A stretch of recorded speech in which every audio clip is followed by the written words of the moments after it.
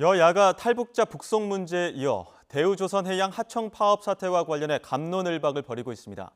국민의힘은 정부가 주저하지 말고 엄정 대응해야 한다고 주장했지만 더불어민주당은 대화와 타협을 통한 평화적 해결이 우선이라고 지적했습니다. 국회 연결합니다. 김승환 기자. 네, 국회입니다. 네, 윤석열 대통령의 강경 방침에 여당도 보폭을 맞추는 모양새죠. 네, 국민의힘 권성동 원내대표는 노조의 불법 파업으로 대우조선해양이 6,600억 원에 이르는 영업 손실을 입었다면서 엄정 대응을 강조했습니다. 하청업체의 처우 문제에 원청인 대우조선해양이 개입할 법적 근거가 없다면서 노조가 떼를 쓰고 우긴다고 해결되지 않는다는 겁니다. 더 이상 불법이 용인돼서는 안 됩니다. 정부는 더 이상 주저하지 말고 법과 원칙에 따라 불법에 엄정 대응해야 합니다. 대한민국의 치외법권 지대는 존재하지 않습니다. 더불어민주당은 윤석열 대통령이 기다릴 만큼 기다렸다며 공권력 투입 가능성까지 시사한 데 대해서 우려를 표했습니다. 대통령은 국민의 생명과 안전을 최우선으로 여겨야 하는 만큼 양보와 타협할 수 있게 조정해야 한다는 겁니다. 민주당은 당 차원에서 전담팀을 만들어서 이 문제에 적극 대응하기로 했습니다. 우선 공권력 투입을 통해 가지고 무자비하게 이 문제를 정략하겠다, 이런 식으로 이렇게 접근했어야 이 문제가 해결될 수 있겠습니까? 저로서는 하여튼 대화 타협을 통해서 평화적으로 해결되기를 바라는 입장이기 때문에 공권력 투입만 먼저 얘기하실 문제가 아니다. 네, 원구성 협상 소식도 알아보겠습니다. 하루 만에 여야 원내대표가 국회의장실에서 만났는데 성과 있었습니까? 네, 국민의힘 권성동 원내대표와 더불어민주당 박홍근 원내대표는 오전 10시 반부터 국회의장실에서 30분가량 비공개로 만났습니다.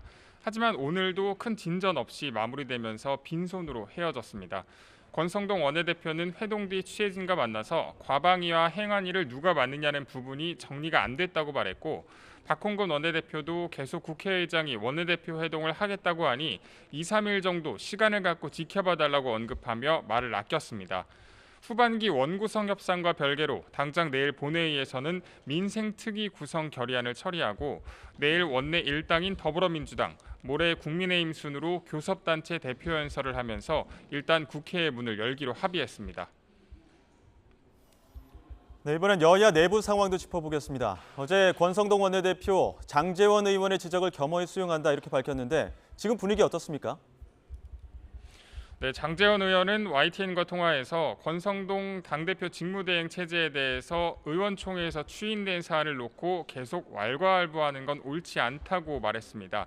또 대통령실 사적 채용 논란과 관련해서 자신의 SNS에 비판한 것에 대해서는 친윤그룹 내 건강한 긴장관계로 봐달라고 설명했습니다. 장 의원의 이런 언급은 원조 윤핵관들이 당내 권력 구도를 놓고 갈등을 빚는 것 아니냐는 일각의 관측에 선을 긋기 위한 것으로 풀이됩니다. 더불어민주당은 오늘 오후 의원총회를 열어서 대통령실 인사 문제와 탈북민 북송 등 신북풍 논란에 대한 의원들의 의견을 수렴합니다.